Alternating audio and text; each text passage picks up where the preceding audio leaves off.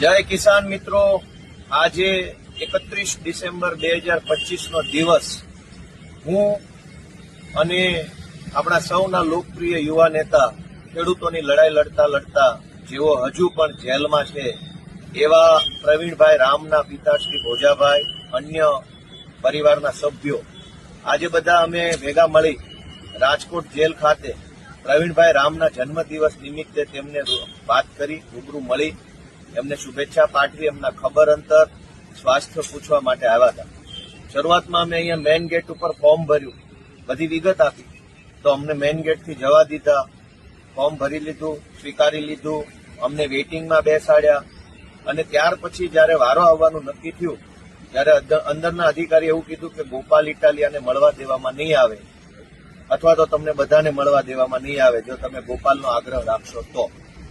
ત્યાર પછી મેં ઘણી ચર્ચા કરી કે મને કેમ નહીં મળવા દેવામાં આવે, કયા નિયમ, કયો કાયદો, કઈ જોગવાઈ, પ્રિઝન એક્ટ એટલે કે જેલનો કાયદો બનેલો છે અને કઈ શું જોગવાઈ છે. તો અધિકારીએ મૌખિક રીતે બસ અમે કીધું છે એટલે તમને નહીં મળવા દઈએ, અમને ઉપરથી કહેવામાં આવ્યું. એક જ વાતનું રટણ ચાલુ રાખ્યું.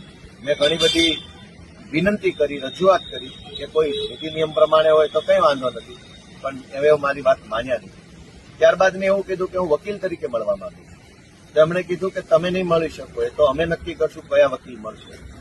સામાન્ય રીતે નિયમ એવો હોય છે કે કોઈ પણ XYZ વકીલ જેલની અંદર રહેલા કેદીને મળી શકે છે, કારણ કે વકીલ અને કેદીની મુલાકાતનો ઉદ્દેશ્ય લીગલ સલાહ, સૂચન, માર્ગદર્શનનો હોય છે. એવું જરૂરી નથી કે જે વકીલ કેસમાં હોય એ જ વકીલ મળી શકે, કેમ કે સલાહ તો કોઈ પણ વકીલ પાસે જ લઈ શકાય. એટલે પ્રવીણભાઈના કેસમાં વકીલ ગોપાલ હોય કે ન હોય, પણ પ્રવીણભાઈને જો ગોપાલ નામના વકીલ પાસેથી સલાહ સૂચન લેવી હોય તો પ્રવીણભાઈ અને ગોપાલ મળી શકે છે, આવો નિયમ. પરંતુ એમાં પણ જેલના અધિકારીએ મનમાની કરી. એક બાજુ ખેડૂતોની લડાઈ લડનારા લોકો જેલમાં છે.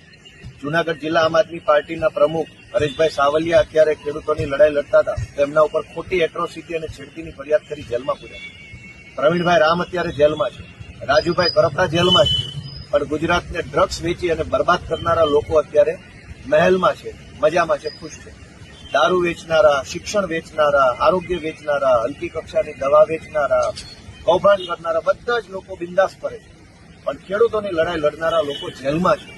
પ્રવીણભાઈ રામની બાબતમાં તો પ્રવીણભાઈના ઘરે દીકરાનો જન્મ થયો અને એનો પહેલો જન્મદિવસ હમણાં જ ગયો, તો પહેલો જન્મદિવસ ઉજવવા માટે પણ પ્રવીણભાઈ હાજર ન હતા. એ ખરેખર ખૂબ જ આપણા માટે ખેદનો વિષય છે. આજે પ્રવીણભાઈનો જન્મદિવસ છે છતાંય પ્રવીણભાઈ જેલમાં છે, ખેડૂતો માટે લડાઈ લડતા નથી. રાજુભાઈ કરપડા, આપણા લોકપ્રિય ખેડૂત આગેવાન, અત્યારે આ જેલમાં છે. અમને મળવા દેવાની ના પાડવામાં આવે છે. ગુંડાઓ, બુટલેગરો, ભાજપના લફંગાઓ બધું જ કરી શકે, પણ એક વકીલ ગોપાલ ઇટાલિયા જેલમાં પ્રવીણ રામને મળી શકતો નથી. ગુજરાતમાં આ હદે તાનાશાહી અને ગુંડાગીરી ફરતી રહી. આજે આટલો સરસ દિવસ છે, ભલે પ્રવીણભાઈ જેલમાં તો જેલમાં, પણ એનો જન્મદિવસ છે, એમનો પરિવાર મળવા આવ્યો છે, હું આવ્યો છું મળવા, પણ અમે કોઈ આજે પ્રવીણભાઈ રામને જેલમાં મળી શક્યા નથી, કારણ કે ઉપરથી ના પાડી. તો મિત્રો, મારી એટલી જ બધાને વિનંતી છે કે આ ઉપર છે કોણ, અને ઉપર બેઠેલો માણસ જો આવો અન્યાય અને અત્યાચાર કરતો હોય તો ગુજરાતની જનતાની આત્મા જાગવો જોઈએ જનતાનો, એવી મારી વિનંતી છે બધાને. આજે હું પ્રવીણભાઈ રામને જન્મદિવસની હૃદયપૂર્વકની ખૂબ ખૂબ શુભકામનાઓ પાઠવું છું.